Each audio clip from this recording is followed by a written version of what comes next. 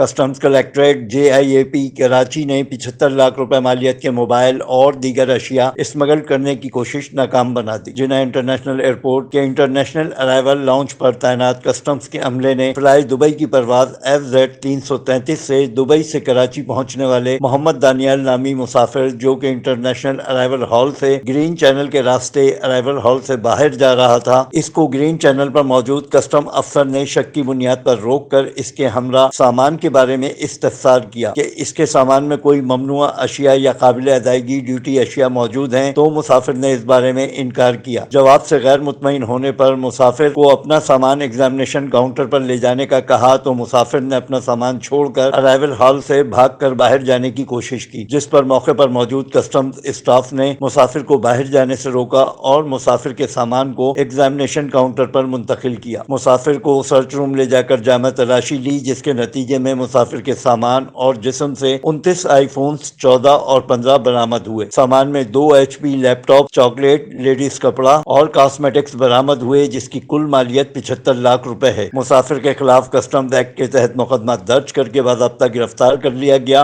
اور مجاز عدالت سے ریمانڈ حاصل کر کے ملزم سے مزید تفتیش کی جا رہی ہے۔ ایڈیشنل کلیکٹر JIAP محمد فیصل خان نے اس کامیابی پر افسران اور عملے کو شاباش دی اور سراہا۔ Afzal Khan, C110 news, Karachi. C110 news, خبر کی اصل خبر۔